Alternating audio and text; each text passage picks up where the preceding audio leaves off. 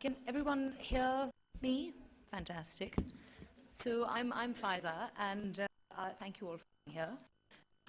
And allow me to introduce the speaker today, who is, well, we require an introduction, but still.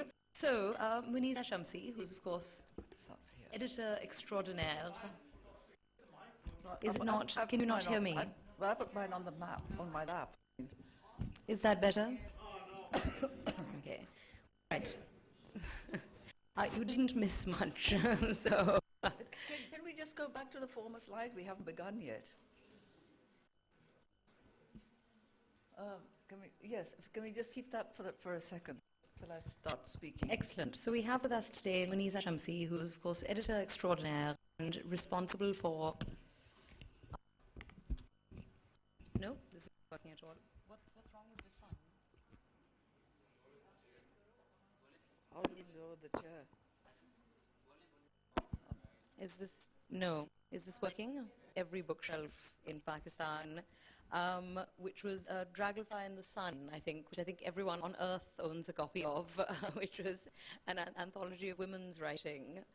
Or rather, sorry, it was an anthology of Pakistani fiction in English. Yes, that was a retrospective, yes. And this session was brought about by an anthology that Muneeza edited a couple of years ago, in 2005, which was called When the World Changed. And this was about women's writing, Pakistani women's writing in English, which is obviously what we're here to discuss. A subject that actually strangely doesn't get very much airplay. And I think, one of the questions I'd like to ask is not just, why, but does it really need to, in fact? So these are all things we're here to think about. But first of all, we're going to get a sort of introduction to it and history of this subject with hopefully our slideshow. Yes, the slides will run along, so I hope I can sort of... I thank you for that, Faiza. Where lights are there, please? Can we have the lights on, please? Anyway, I'm going to start while they're organizing that. I want to dedicate this to my aunt, Atiya Hussain. This is her centenary year. She was the author of a celebrated novel, Sunlight on a Broken Column, and Phoenix Fled. And Sunlight on a Broken Column has been translated into Urdu by the incomparable Intizar Hussain. They brought a centenary album of her, some of her collected writings, some new ones that they found. So this is the book, and this is in her memory, because she was one of the early women writers.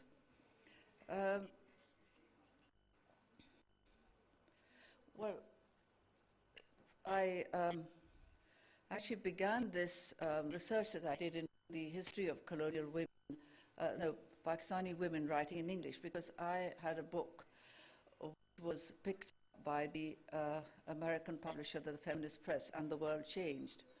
And in that, I had written about why, and I had put together this anthology about if you write in English, you write from the edge of two cultures. You live within two cultures, and you write from the edge of actually two literatures. And by saying you write from the edge, what I mean is, for example, in traditional English literature, the South Asian woman, Pakistani woman, often presented as a victim, or it's not a real kind of presentation. In Urdu literature, for example, she's often portrayed as this rather ridiculous person, a figure of fun. So when you write in English as a woman, within these, living within these two worlds, you actually forge a new narrative between the two. So this was what was the theme behind this anthology. But the Americans turned around to me and they said, but why are these women writing in English? And I thought, why are they asking a stupid question? And I realized, no, it's not stupid, it's a very valid question. And that sent me herring off into colonial history. Of course, contemporary Pakistani English writing by women begins actually with Babsi, as you all know, that is regardless of gender, because she was the first resident Pakistani novelist to win international acclaim. But to look at the history, you need to go back much, much further. And actually to the early 19th century to Torudat. She lived at a time when most men and women lived segregated lives. Women, whether they were Hindu or Muslim, were in parda. That was a glaring exception. She belonged to a Brahmin family which had converted to Christianity, and they were very anglicized. And she was educated in France, traveled to England, and wrote an acclaimed poetry collection, as well as the first Indian English novel and the first French English novel. And the men in her literary family had all been educated at the Hindu College, which was set up by the British to impart English to Indians. Well, as you all know, English was declared the official language, and it placed Persian as the language of government in the courts. No, sorry, English became the language of the upper courts, and in the lower courts, the vernacular languages replaced Persian.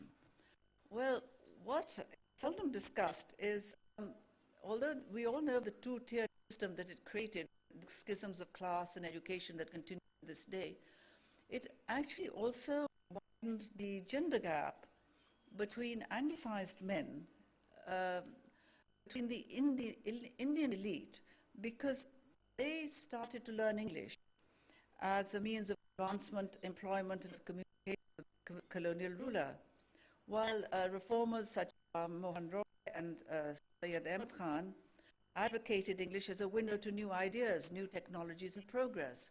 But, well, what of the women? This education was not considered necessary for the women at that point, and for most of the 19th century, Indian women continued to be educated in vernacular languages. Reform debates on women's education focused on what women should be taught, rather than whether they should learn English.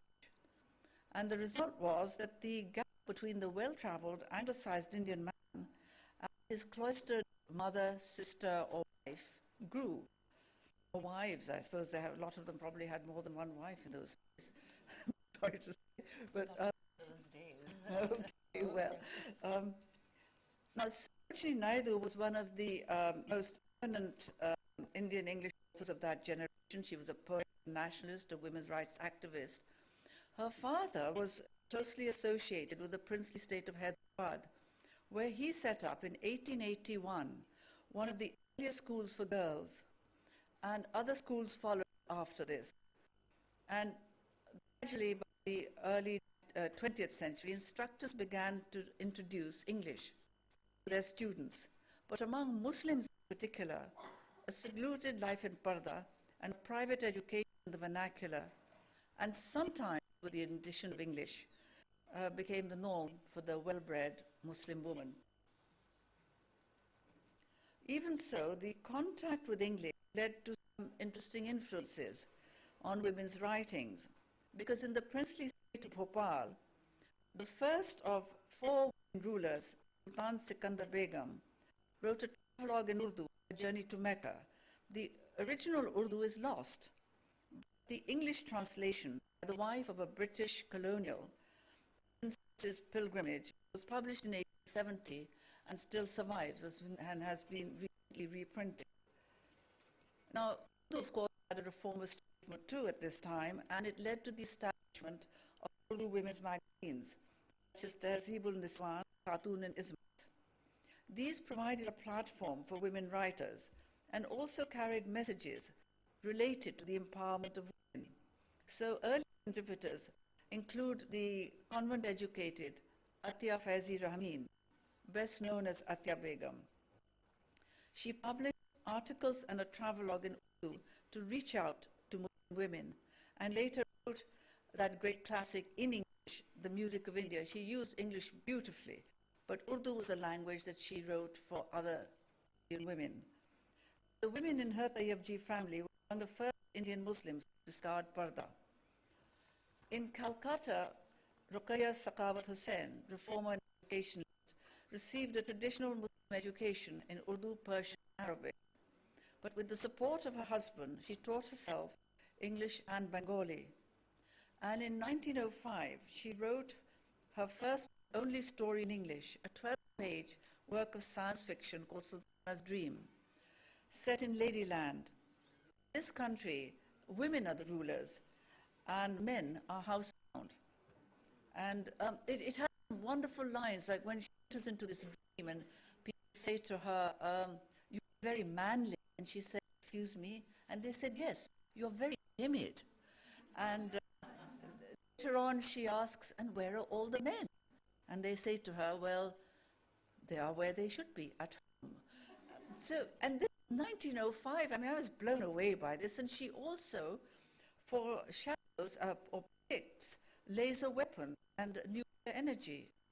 But it's an extraordinary work, and I think probably one of the most radical of feminist writers in those years. She went on to write in Bengali powerful stories about women's lives.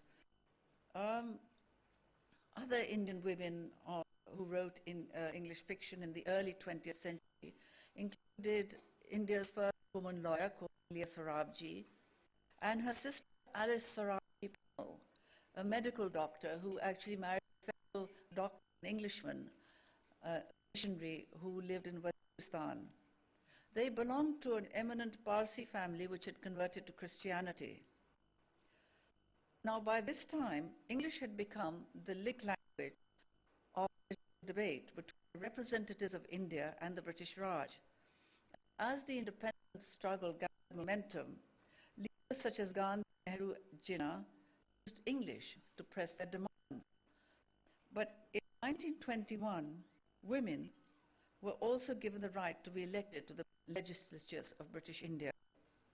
And educated Muslim women began to participate in public life.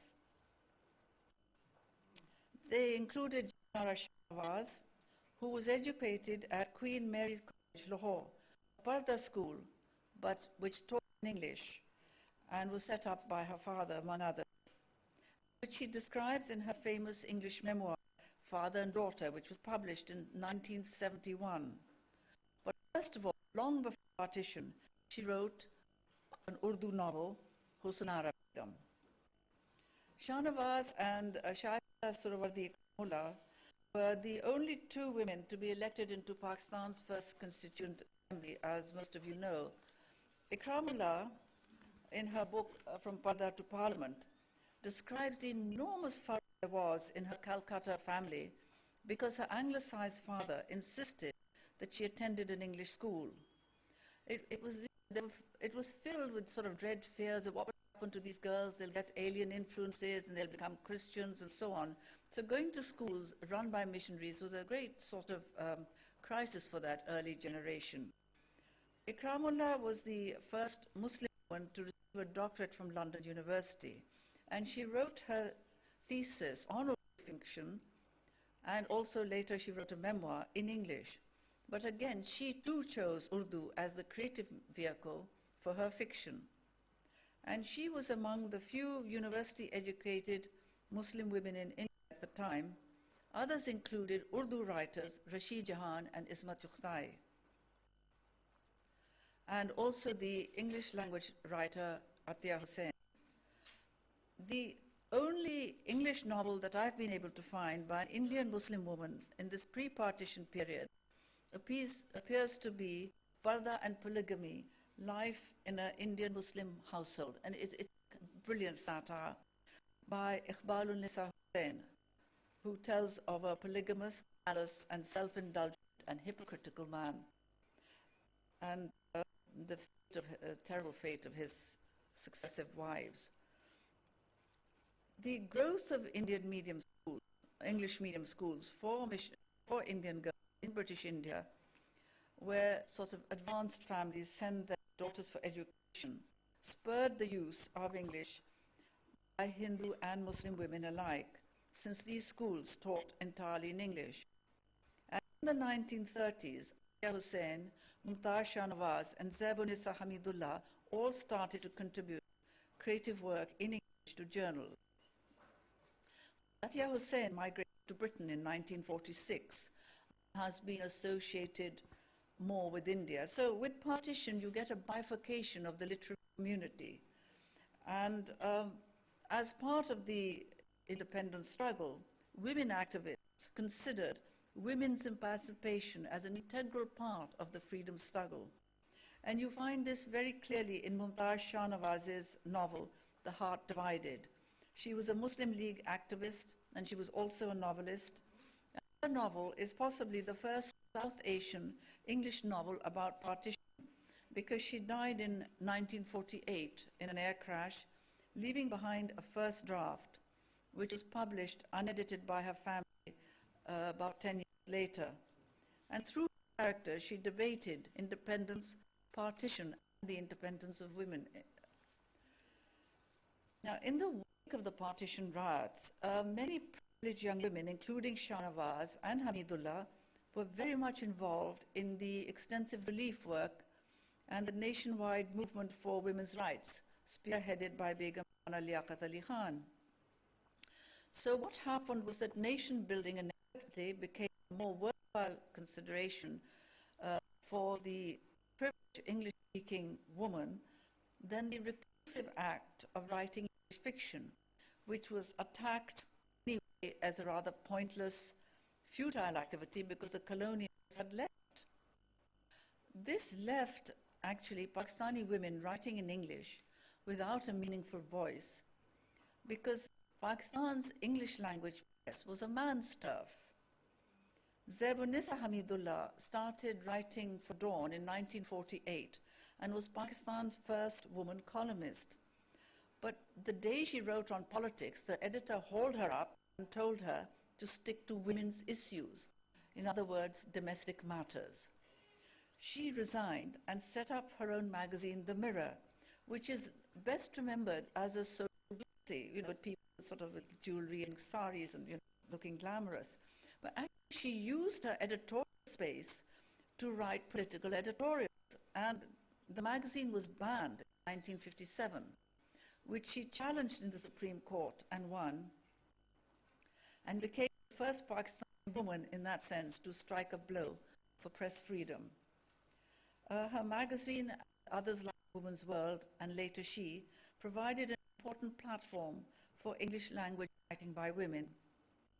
But Hamidullah's story collection, The Young Bride and Other Stories, revolving around the daily lives of urban and rural women, remains the only significant work of women's fiction in English for the next 2 decades. In that period, Pakistan experienced 3 martial laws, 2 wars with India, and a civil war. It also saw a woman, Miss Fatima Jinnah, stand up as a political opponent to Ayub Khan during the 1965 elections. She became the first Pakistani woman to aspire to be executive head of state. This was an ambition that Benazir Bhutto realized in 1989. However, the emergence of a contemporary English fiction by Pakistani women, and in fact the publication of Tapsi Sitwa's early novels, coincided with a strong politicized women's movement in Pakistan. This was during Zia-ul Haq's regime, when he decided to Islamize society, allied himself with religious extremists, and introduced the notorious Hudud Ordinance and other laws, which were used to victimize women and the most vulnerable, the minorities. The blatant miscarriages of justice, as you all know, galvanized the Women's Action Forum, led by Asma Jahangir, Hina Jilani, and others, and they came out into the streets in protest. Pakistan's English language press provided them with a very strong backing, and some of Pakistan's finest women journalists actually emerged in this decade. And suddenly you had women writers all over your press. Before, there was just the occasional few. And Zia also tried to abolish English as an official language and the medium of instruction in schools. This met with great resistance, because by this time, English had become the global language of the modern world and of the new electronic media. And there was also new interest in Western academia in the dynamic writing that was emerging from Britain's erstwhile colonies. Tapsi Sitwa's novels all emerged in this decade. She began with the Crow Eaters. She went on to write 4 more: The Crow Eaters, Bride, Icelandic Man, in India, it's known as in America, The American Brat, and Water. And together, these 5 novels span the entire 20th century and demonstrate how women's lives continue to be circumscribed by social attitudes and ancient rules, regardless of class, country, and religion. Meanwhile, can we go on with slightly behind the slides? और भी करें जरा? हाँ. Yes. चलें? We're here now. Ansha, thank you. I'm sorry about that. Yes. Next, please. Next one. Next slide. Yeah. What happened was that you had, by this time, a process of migration had begun, where you have writers such as Rukhsana Ahmed in Britain and Tahira Naqvi in the United States, and most of them left Pakistan with their husbands after marriage, and then they furthered their academic education in the country of adoption. And they started to translate feminist Urdu literature as a process of reclamation alongside their English fiction. So in 1980, Rukhsana Ahmed, who later went on to become a translator, playwright, and novelist, co-founded in London Asian Women Writers Collective, because they found that Asian women had a very low profile in British publishing. Ahmed also had ties to the Women's Action Forum in Pakistan, and she translated into English a strong, powerful collection of Urdu feminist poetry, We Sinful Women. So bilingualism becomes an intrinsic part of Pakistani English fiction. Now starts expressing cultural conflict, cultural duality, instead of suppressing it. And motherhood, sisterhood, cultural co-healing are central to most writing from Pakistan. And it emerges, of course, very strongly in Sarah Suleri's memoirs, Meatless Days and Boys Will Be Boys. 2 stunning creative memoirs which provide a lively insight into her life as the daughter of a Pakistani father and a Welsh-born mother, and it brings together the public and the personal, past and present, across Pakistan, Britain, and the United States. Now, by this time, we're into the... Get on to the next slide, please. Yes, there's Sarah Suleri. Okay, can we pause here for a minute? Nepotism, okay.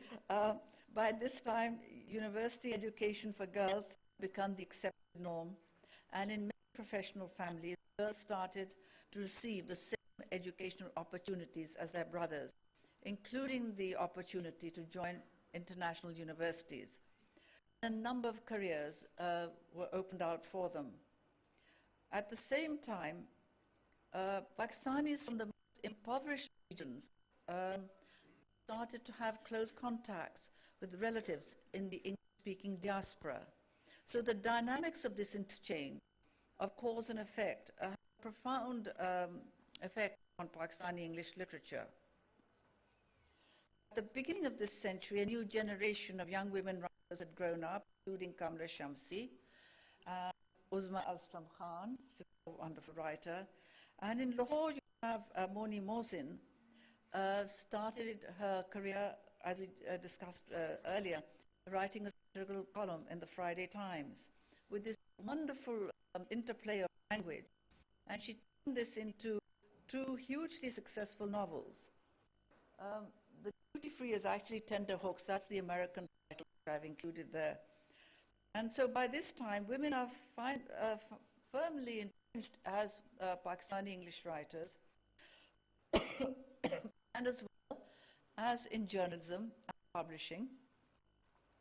And publishers internationally have started to actively seek out new writers of Pakistani English fiction, many of whom are women. And here are some of the newer writers. This is only a handful of the list: Talat Abbasi, Surya Khan, Faryar Ali Gohar, Nafisa Haji, Shabano Bilgrami, Shazaf Fatma Heather, of course, that's today. And with that, we're now up to the modern dates, and I think women are going to go on to make a much greater mark in Pakistani English. Thank you very much for that. That's quite, there's so many questions. Actually, first thing is that I want to be of Sultana's Dream, which sounds astonishing. Astonishing. And further to polygamy, the book that I'd seen in your introduction by Iqbal Nisa Sen, the satire, which was the first book that Muneeza could find, which was written in English in pre-partition India. And I love that women are writing satire, but it's so sort of associated, especially in Pakistani fiction, with political satire of men. But anyway, I have a million questions for you, so this is all terribly exciting. The first being that, I mean, why, now that you brought us up to date, you know, sort of why are we having this session? I mean, to some extent that you know, given that there isn't a sort of prodigious output in English in Pakistani fiction as it is it necessary, is it a good thing, or is it somehow self-defeating to be splitting men and women and discussing women writers separately? Well, two things. For one thing, there might not be sort of tremendous out. The fact is, it is gathering momentum, and in the last decade, before Pakistani English writing has been around for a long time, but you used to get gaps of years. I mean, like Nisa Hamidullah and Babsi, gap of 20 years, and between Babsi's first novel and Sarah's Meatless Days, there's a gap of, I think, 10 years. And then gradually, by the time you get into the year 2000, it's the gap is between, you know, every 2 or 3 months you're getting a new work of fiction coming out. It is gathering momentum. The reason why we are splitting this up is because women do have a different way of looking at the world. And the issue, for one thing, of how they learned English in the first place, because it was the language of women. There was need to teach them all these progressive things. So in that way, it's related to the wider issues of feminism. Right. Yeah, of course. I mean, language and freedom and yes, of assertion. Yes, absolutely. Okay, good. So starting the session for a reason. Excellent. We've now established this. And next, I mean, for a lot of the books, the slides that you showed us and the books that you talked about, it seems that there was this sort of corrosive. I mean, of course, there is Uni Mohsin, who writes satire today, who is just probably the funniest woman on earth. But it does seem like this wonderful, corrosive, radical satire and humor being used as a sort of, you know, weapon of the voices. But I look at literature now, and I mean, I work in publishing. I just signed up actually to Pakistani Women, and I want to know, where is genre writing? Because you do, certainly in the West, I mean, rightly or wrongly, there are various things that are seen as a kind of as the woman's domain. I mean, as you said, the lady was told that, you know, go away and write about domestic matters. I mean, I think domestic matters are as important as anything else, and my big sort of gripe with my huge problem with Charlotte Bronte, for example, is that she complained about Jane Austen, whom, I mean, you may disagree with, I think is the finest writer who's written in any language, that Jane Austen writes, you know, within the parameters of living rooms, and it's all sort of just, you know, set indoors. This, by the way, coming from a woman who got famous about writing a book about a nanny who marries a rich employer. That's Charlotte Bronte for you. But, I mean, what really is wrong with domestic matters to begin with? I mean, they keep getting sidelined, perceived as sort of, you know, wars and issues that take place outside the write about politics. She had actually written a rather prophetic, as it turned out, she had written a very prophetic article about politics. It may have even been about the Suhrawardi government. It was at that time, and her editor said, this is rubbish, and you are too dim-witted, and you should just stick to... So that is a completely different issue. Jane Austen, there's been a whole... I don't know... Charlotte Bronte's, of course, I don't know why, I don't know why she said this, but actually, about Jane Austen, there's been a completely reassessment of writing about domestic matters, because, as they say, war is very much there. I mean, you know, those in Pride and Prejudice, she runs off who's that dashing, Wickham. the Wickham, the useless Wickham. But you get the sense of war. The wars did not happen on English soil. The wars were happening on the continent. Getting men who are being called up. So in that way, it is political. It is showing you what is happening in Britain. The men are sort of there in the periphery. They mentioned Mansfield Park the other day.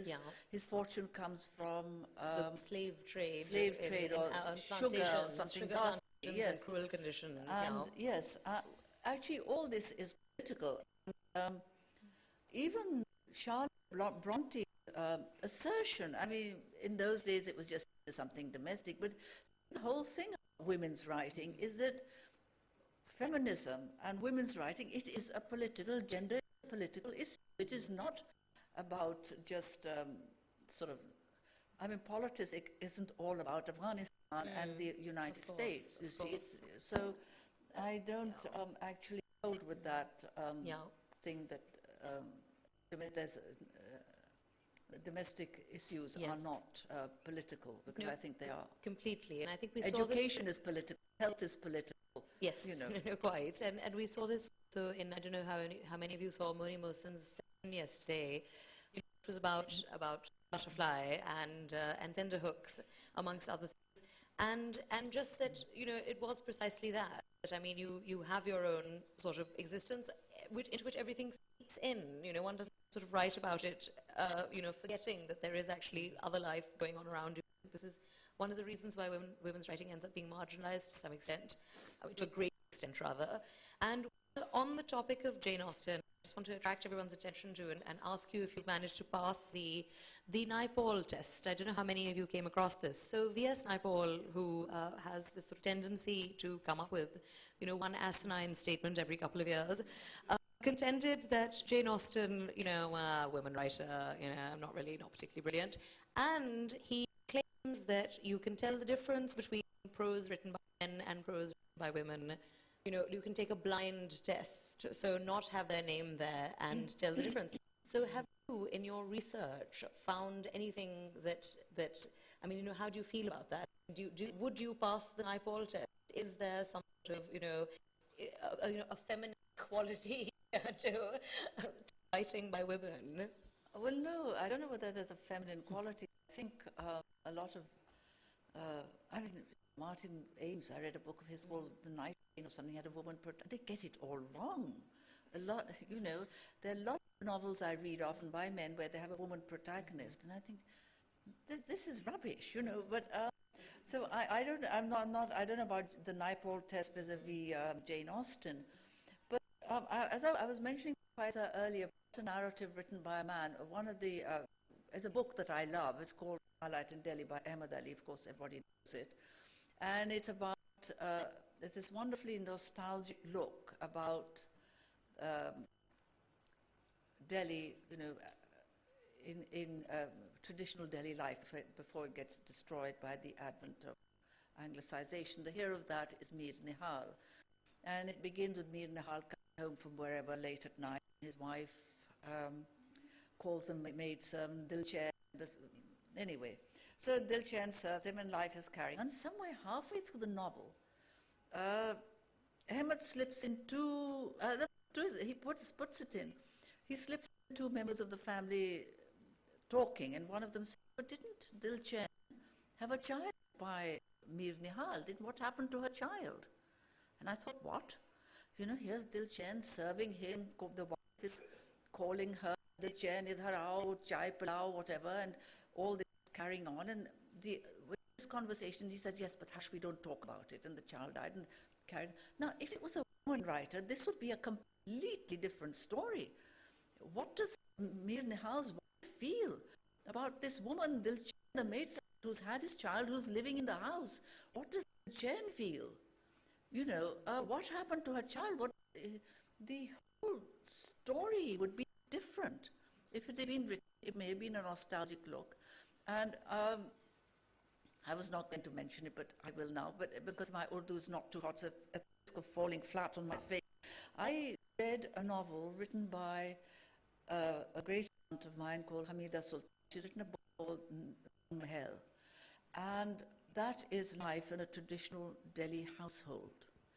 And it seemed to be the Zanana answer to Ahmad Ali. I don't know enough of other Urdu novels to comment on it, but this, because it was close to my own background, and I read it, because she's got these women's stories, and you know, there's this grotesque, I thought it was just grotesque, this woman of 24 dying of childbirth, and then you said, excuse me, she's had this seventh child?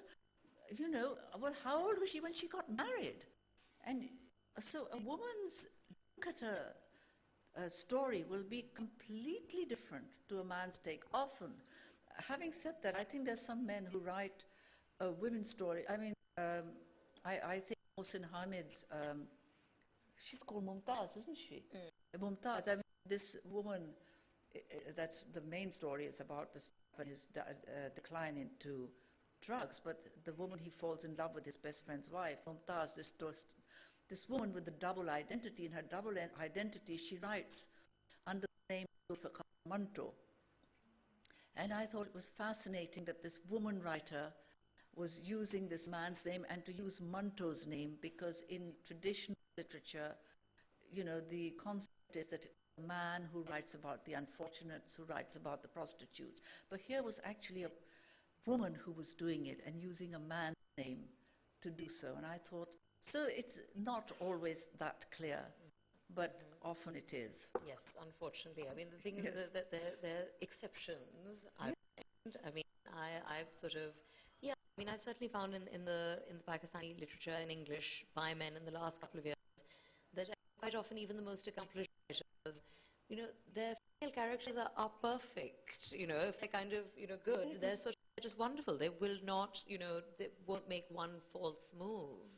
And, you know, I mean, reading it as a woman, I just sort of think, you know, I want to kill myself. I mean, obviously. So, I mean, it doesn't sort of, you know, instill much self-confidence or anything. You have this sort of completely unattainable goal. So, quite right.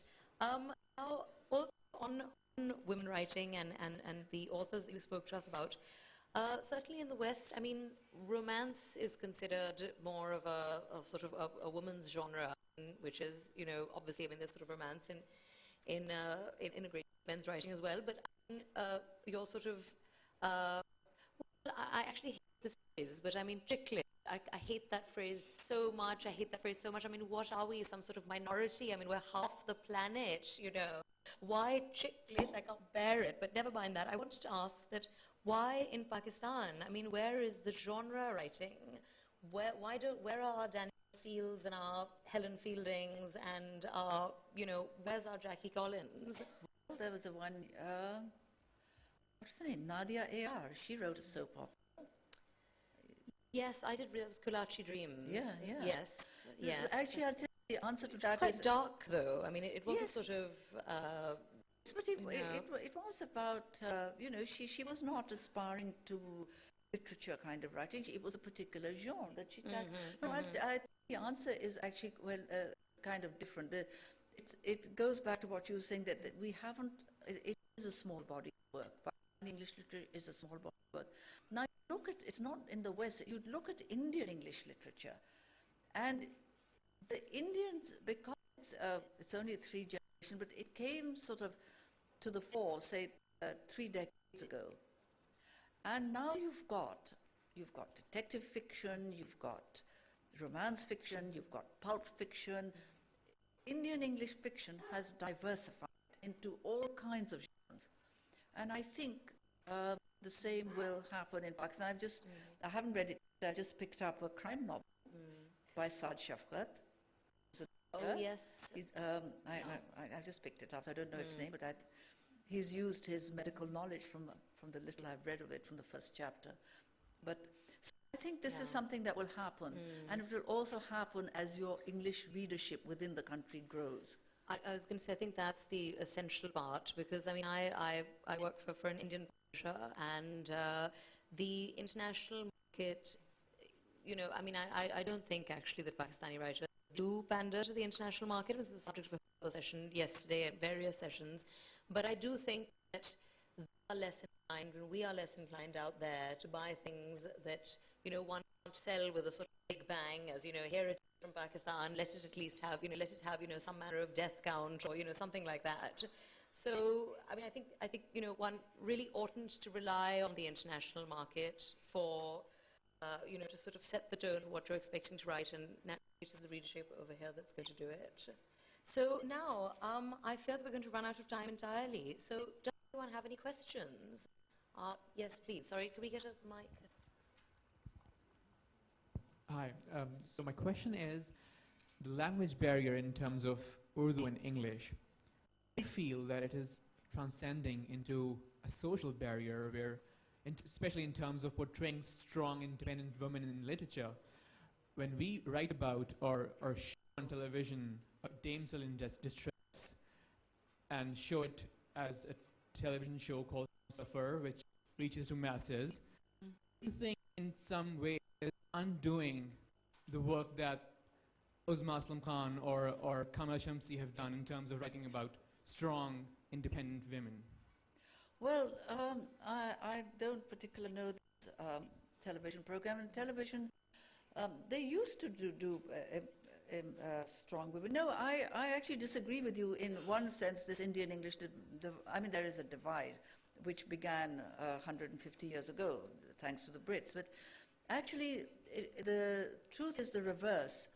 The fiction that has come out in Urdu is much, much more powerful, much stronger feminist. I mean, you take something like Ismat Dai's Teri Lakir, which is available in translation as a crooked line. That was written in the 1930s or the early 1940s. It prefigures Simone de Beauvoir's Second Sex. That, it is the most tremendously powerful. Rashid Jahan, she was a gynecologist, and she was one of the founders of the Progressive Writers Movement. She wrote tremendously powerful feminist work against the 30s in Urdu. This was when English writing, the women who were writing in English were kind of feeling, I mean, this is my theory, I haven't researched this, that you always feel on the run because, at least in my generation, because you were educated in England or you'd been abroad and people looked at you, were supposed to somehow be modern but not modern, and it was a very great muddle. And I think the earlier generation of English writers suffered from this, whereas the Urdu writers, they were going to they defied. I mean, you look at what Fahmida Riaz was writing I was bowled over by Fahmida Riaz's poetry in the 1960s, because my friends were anglicized, we were always being lectured that you can't do this, so qaida, oops, qaida, you see what I feel about it. And we were always being told, hamare yahan ye nahi hota, and suddenly I see Fahmida Riaz on TV. My God, I was bowled over by what she was saying, and I said, this is a woman who's come out of a traditional Urdu society. Look at what she's saying. So Urdu poetry is very radical. Urdu fiction is very radical by women, much more so than in English. Yeah, I completely agree. Contemporary stuff, I still think, well, I'm not an Urdu expert. I'm still on the Fahmida Riaz generation. But I think there's a lot of... Oh, yes, please.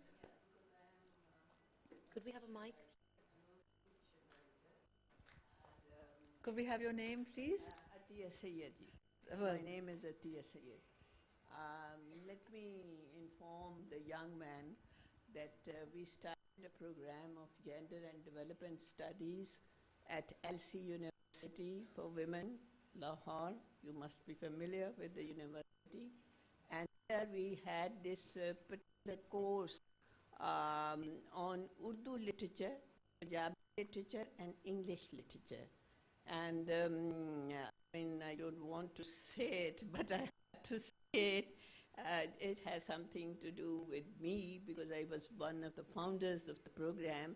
But then the English literature people picked up one of my stories, my short story in Urdu, and compared it with William Faulkner's short story. My short story was about a spinster who was representing a strong model of a substantial woman and confident woman. And William Faulkner's spinster was a depressed, crouching somewhere in dark rooms, ashamed of being married. So let me tell you that even in contemporary Urdu writers, because I am a contemporary, I am quite old enough as compared to you, but still I am a contemporary Urdu writer, and there are many other women who are writing fiction. She has already mentioned poetry, but in fiction we see again a very strong trend of feminist consciousness. Thank you. Oh, thank Thank you you so so much much for for that. that. Thank That question is more of a comment. You all talk about feminism, issues, and political issues. Muneeza, I'm not talking about the writings. As far as novels are concerned, there's no such thing as a woman's novel or a man's novel or feminism. The idea of a novel is storytelling. You must tell a story. Now, what do you say about that? Now, all these issues that you've been talking about for novels is irrelevant. No, I don't. I think stories define the way we think about the world. It is about story, a great story, but if a great story marginalizes women, then we have to look at it and say, well, why? You know, in a sense, we are all defined by narratives. We are all defined by words, by the way we see ourselves. And even if there's a great story and because most of the novels that have been written are all written by men, excuse me, in English. I mean, there are no roles for women. My own, this thing about story, the two great novels that my father thought I was a complete ass for not wanting to read was Treasure Island. I thought, what is this bloody boy who wants to run away? They're so stupid. There was, what are these boys? I mean, for God's sake, why are they so idiotic? That was my response to a great story, Treasure Island. And for years, people would say, you haven't, I read it in illustrated classic comics. I thought, oh, God. And for years, people thought I was extremely stupid. And you haven't read Treasure Island. What I used to read was Little Women. I used to read Good Wives. I used to read what Katie did, which, and they didn't think they were not considered worthy stories like Robinson Crusoe. There is this, it's an innate gender split within the kind of stories that appeal to us and the way stories define us. What about Tolstoy's Anna Karenina, Ibsen's Hedda Gabler? No, we're not. I'm not. No, we're not saying that men can't write about women. We're just saying, because some of them do, they write very beautifully. We're just saying that often men write. Let's go beyond men and women. Let's go beyond. We are defined by the way we are, and we write stories. Most people, some people are able to cross that divide. We talked about Charlotte Bronte earlier. Well, the thing about Charlotte Bronte, it's not the gender thing, because it was a great novel because she expressed what the suppressions of a woman. But goodness me, there's Bertha Mason locked up in the attic. Well, what of Bertha Mason? And I used to get very distraught by. And then Jean Rhys, who's a Creole writer, she was so enraged, and there are these wonderful correspondence that she says Charlotte Bronte gets it all wrong. And I have to write a novel that I have to correct this version of Bertha Mason. And then I think it took about 20 or 30 years, then she kept saying the Brontes are really good. She's a really good storyteller. And if I've got to write a story challenging her Bertha Mason, I've got to write a really good novel. It took her years, and finally she wrote The White Sargasso Sea, which is the story of Bertha Mason and how alien England is to her and what a trauma it is for her. So it's not only gender, it's also this, of course, this is the whole thing about why we're writing about our experience as opposed to what Charlotte Bronte, again, is an excellent example of traditional English writing about regions beyond England and getting it wrong. And that the same, by the extension, that same story goes to Pakistani English writing, South Asian English writing.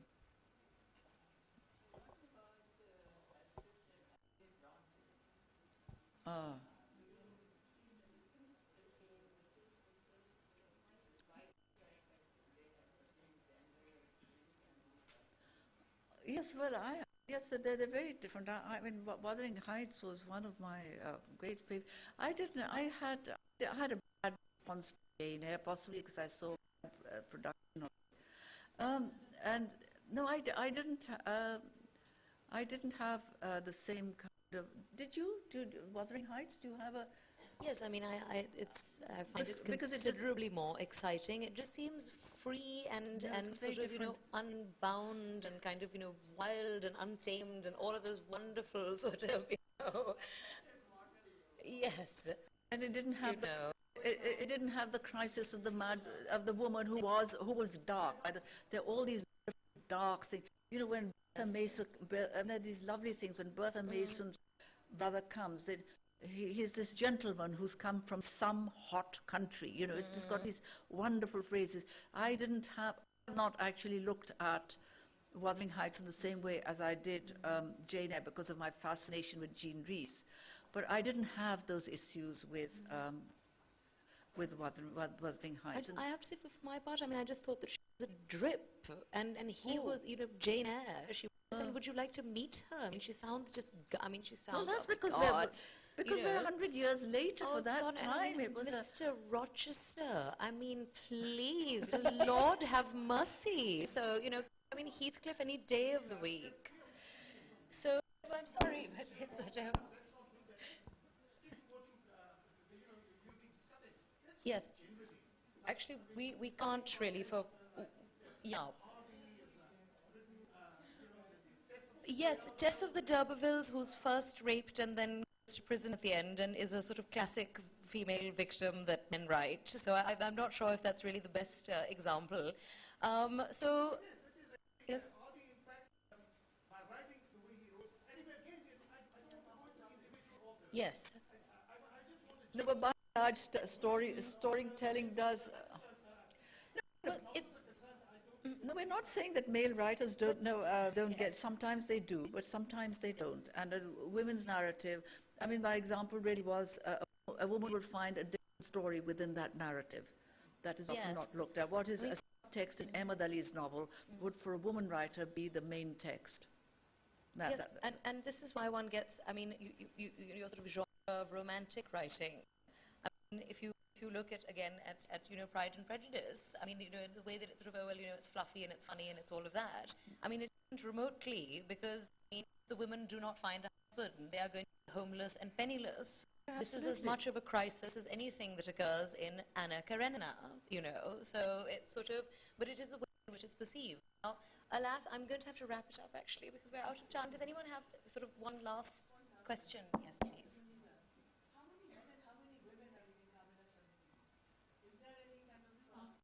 I don't know, actually. Answer part of that, actually.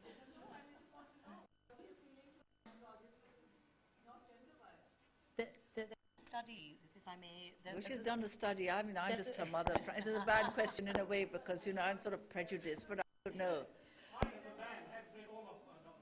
Yes, there's a study. Well, fantastic. There's this. No, but they do. We're not saying that men don't, but men do. But it is also she'll tell you about Kamla Shamsi. But there are statistics that men tend to read books by men, and they do not. I mean, that's why you have the orange. That's why you have the Orange Fiction Prize. Right. So wrapping Well, up you're then. an exception. So yes, thank you. I'm going to have to say that I strongly disagree, and I'll see you outside if that's quite all right. So thank you. I'm so sorry. We've just simply run out of time. Thank you so much, and go out and buy a book by a woman. Thank you, Faiza. No, thank you so much.